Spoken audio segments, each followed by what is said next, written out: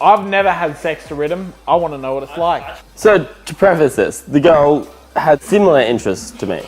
So, like, are you talking sexually? No, I'm talking about music. Okay. Okay, so we both like the same kind of music, we both like Riddim. It's a good genre, just putting it out there. I feel like it's a good tempo to fuck to. Because this is See, that was the problem though. We'd gotten back after a night out. We were listening to a Monk's mix at the time. We might have started with a different mix, but it was definitely Monk's playing at the time. I remember that. But so that started to play, things started to happen. The only thing I found was the biggest issue was like, essentially being a DJ, you're continually aware of BPM.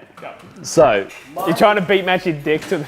That was the thing, I was trying not to. Oh, okay. Because I felt like she would be aware of if I was trying to like play in tempo. I don't think there would have been any issue if we were playing at the same time. Well, playing at the same time, whatever you want to call it. Back to backing. Yeah. Front to fronting.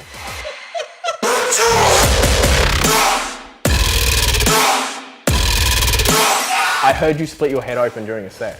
Yeah, I did actually. We were at GVO. The booth monitors are not high enough. Yeah, no, they're like right in front of the booth, yeah. Like, I probably have like, I have like an inch or two clearance from the booth monitors at GPO. So we're playing, I'm reasonably inebriated and fairly into the set.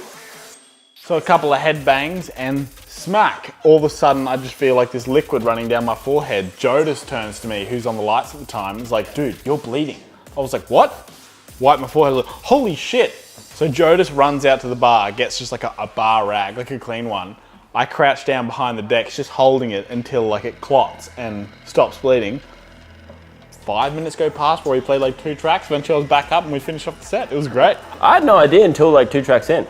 Yeah. I just kept going and I looked over, I was like, oh dude, you're bleeding, bro.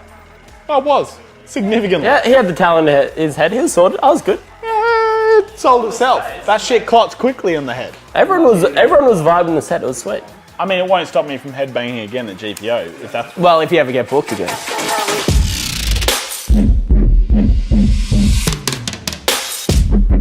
Like, with most Facebook messages, I mainly have control of them, because like, we both have access, but I check them the most. So I responded to it. I ended up adding her on Facebook. That was my first mistake. So this was like a couple years ago. Did you not check the relationship status? Why would you check that? Exactly, doesn't matter. Insignificant. Soccer as a goalie. Bam. So we get the message. I responded with a Facebook request. Ended up getting messages back and forth. She ended up sending some lewd photos. Anyway, we went through that for a period of time. Then we went to Markula. We were in like the Sunshine Coast. So we had like a friend's birthday up in the Sunshine Coast. So we were like, there was a bunch of people in the apartment. Had you slept with her yet? Never met the girl. All right. Still never met her.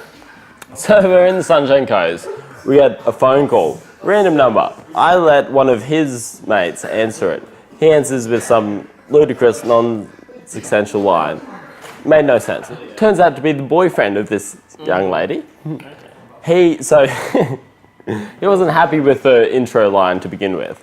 Then he proceeded to talk about how he would find us and he would beat in our door and then he would beat us all up. Then we just started taking the piss. He wasn't happy about that. He got a bit more escalated, started threatening more and more and more, and now he'd kill us, now he'd rock up at our gigs and whatnot. So the conversation ended and then nothing ever happened since. But a couple weeks later, we were sitting out front of the Med just having a smoke, and then what we're 99% sure was them, like her and the partner who had threatened to do whatever the fuck he wanted to do, walked past. She looked terrified.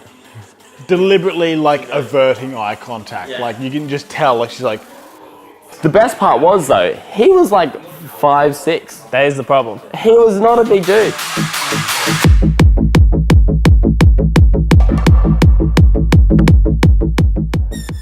We're hanging out in the green room, everybody's there, everyone from Prees is there.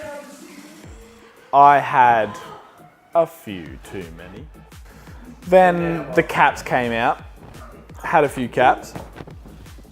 Then we decided to buy a bottle from GPO. Well, initially we tried to get a free bottle.